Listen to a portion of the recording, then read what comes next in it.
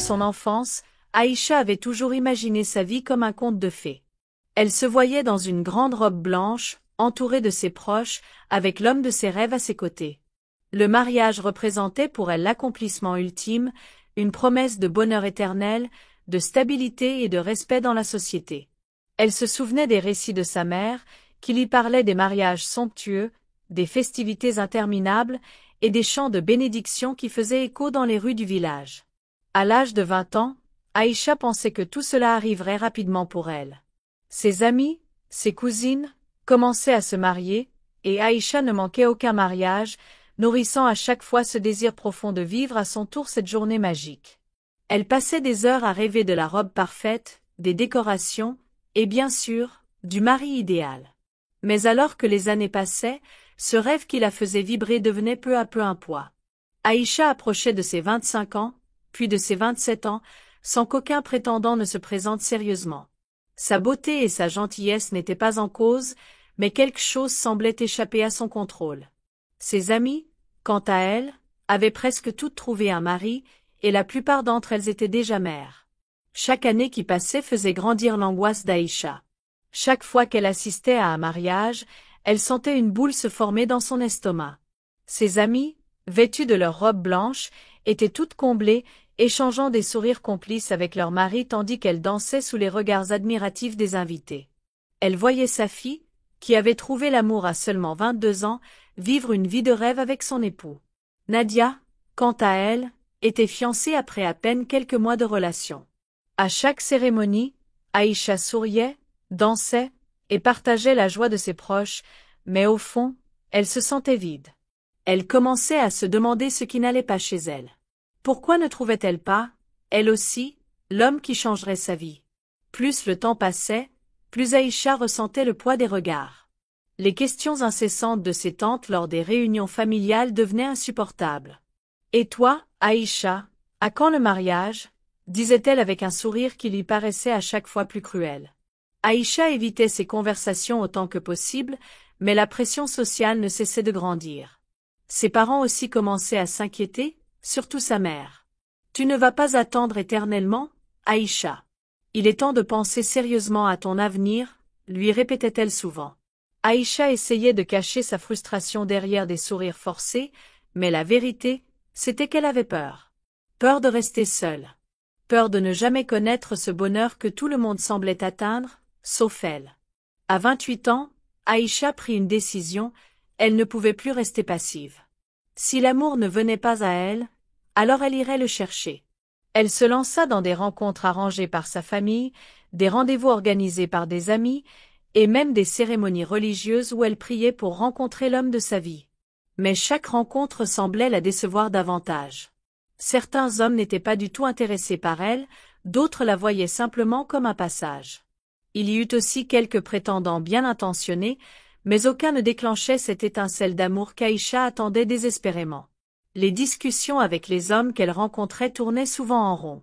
Ils lui demandaient de parler de ses attentes, de ses rêves, mais aucune conversation ne menait à quelque chose de concret. Aïcha rentrait chez elle le cœur lourd, se demandant si elle finirait par trouver ce qu'elle cherchait tant. Chaque rendez-vous infructueux renforçait son angoisse. Le temps semblait s'écouler à une vitesse vertigineuse. Ses 30 ans approchaient, et l'obsession de se marier devenait une pensée fixe, presque oppressante. Aïcha ne rêvait plus que d'une chose, être mariée avant son 30e anniversaire.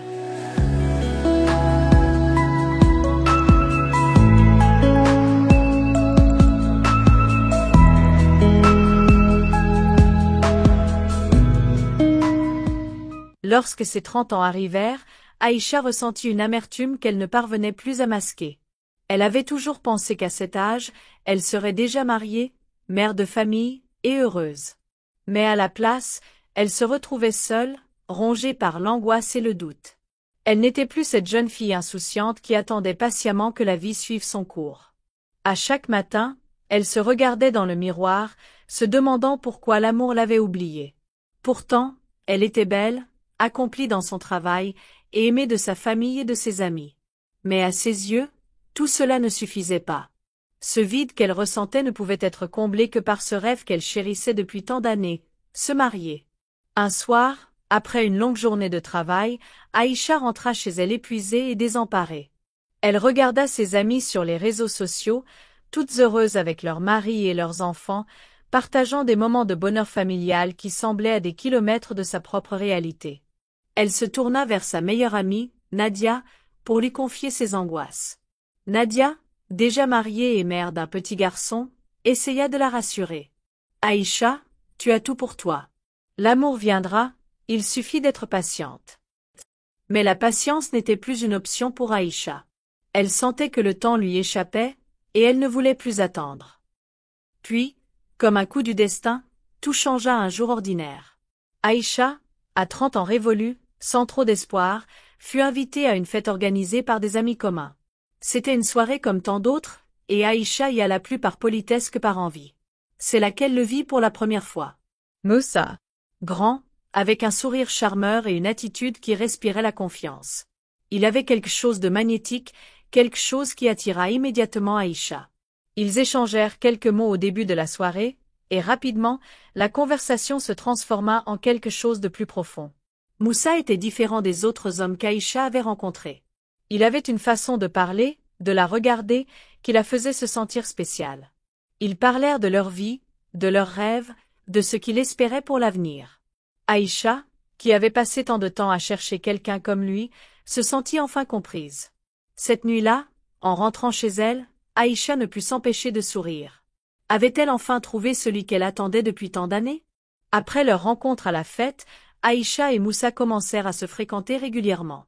Moussa s'était montré particulièrement attentif, se rendant disponible à chaque instant, écoutant Aïcha avec une attention que personne ne lui avait jamais accordée auparavant. Pour la première fois depuis des années, Aïcha se sentait vraiment vivante, comme si les années de solitude s'effaçaient peu à peu. Elle était sur un nuage, convaincue que Moussa était celui qu'elle attendait depuis si longtemps. Moussa parlait déjà de futur, de projets de couple, de voyages qu'ils feraient ensemble, et même de famille. Chaque mot de sa part ravivait le rêve d'Aïcha. Elle voyait enfin la lumière au bout du tunnel, celle qu'elle croyait éteinte après tant d'années de déception. Le mariage, ce rêve qu'elle avait tant chéri, semblait désormais à portée de main. Aïcha ne doutait plus, elle avait enfin trouvé l'homme de sa vie. Elle partageait cette nouvelle avec ses amis, qui, ravis pour elle, la soutenaient dans cette nouvelle aventure. Tout semblait parfait. Rapidement, les choses entre eux s'accélérèrent. En moins de 6 mois, Moussa demanda Aïcha en mariage. La nouvelle fit sensation parmi ses amis et sa famille. Après des années de solitude et de doute, Aïcha allait enfin vivre le rêve qu'elle attendait depuis ses 20 ans. La cérémonie fut somptueuse. Aïcha, habillée de la robe blanche qu'elle avait tant imaginée, se tenait fièrement aux côtés de Moussa, éblouissante de bonheur.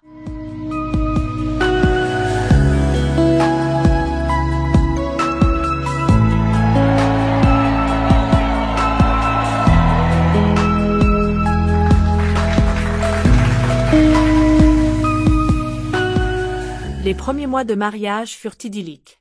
Moussa semblait être tout ce qu'Aïcha avait espéré, un homme attentionné, passionné et ambitieux. Mais peu à peu, quelques détails commencèrent à la déranger. Moussa était souvent absent, prétextant des affaires urgentes, et ses sautes d'humeur devenaient de plus en plus fréquentes.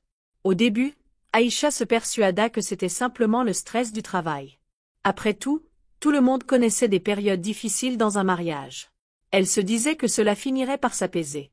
Mais avec le temps, ses absences devinrent plus régulières.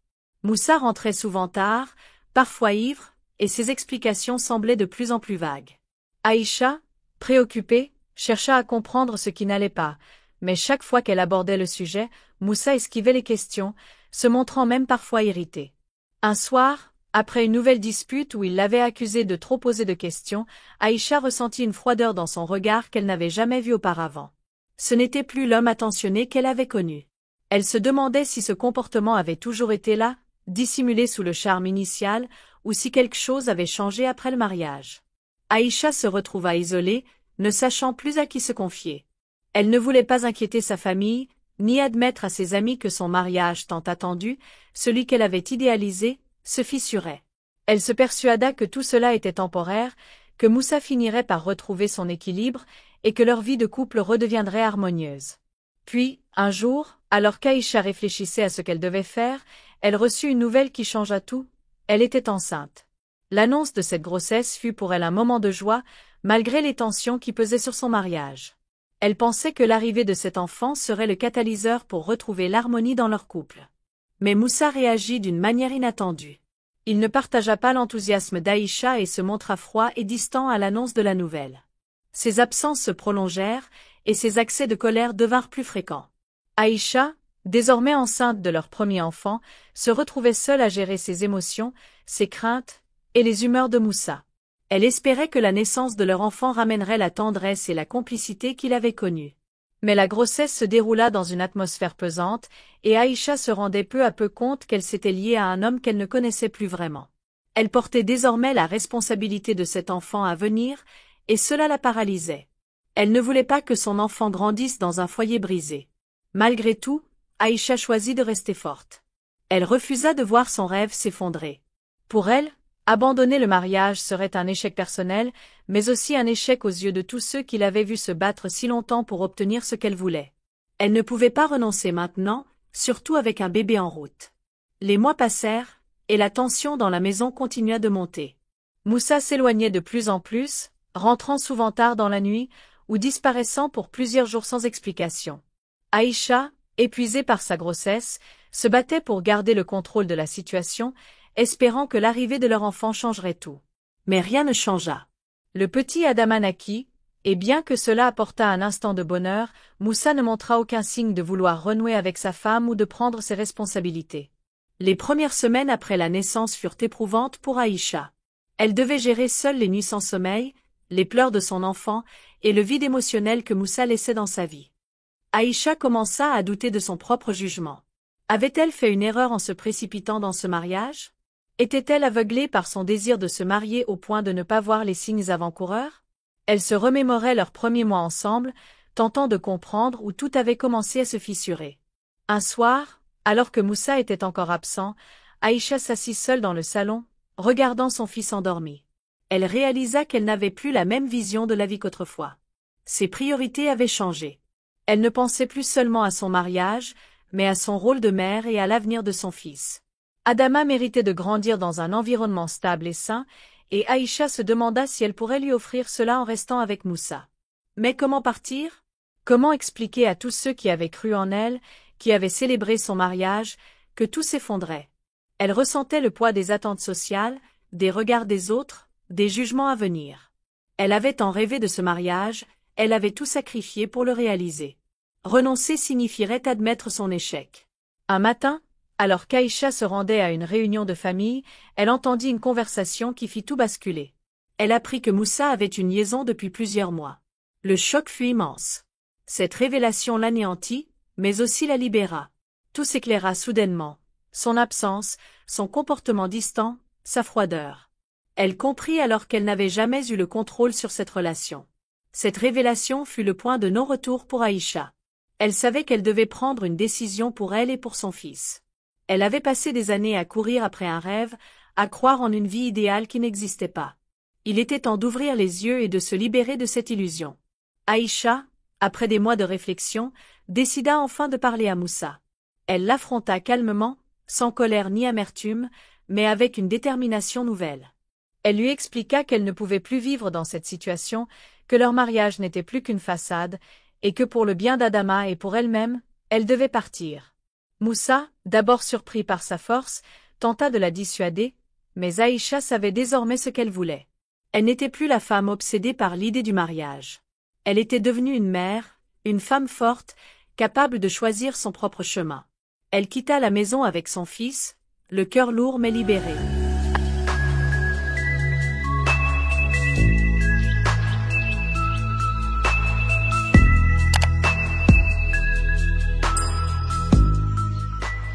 Des mois plus tard, Aïcha s'était reconstruite, loin de Moussa, loin de cette relation toxique.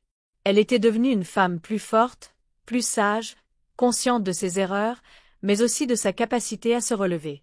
Elle s'était libérée des chaînes invisibles de son obsession pour le mariage, et désormais, elle vivait pour elle-même et pour son fils. Morale de l'histoire. Le mariage n'est pas une fin en soi. Celui qui poursuit l'éclat trompeur du rêve risque de s'y perdre, mais c'est dans l'ombre de la désillusion que la lumière de la vérité éclaire enfin le chemin. Ce n'est pas en parant les chaînes d'or qu'elles se font plus légères, mais en osant les briser qu'on découvre la véritable liberté.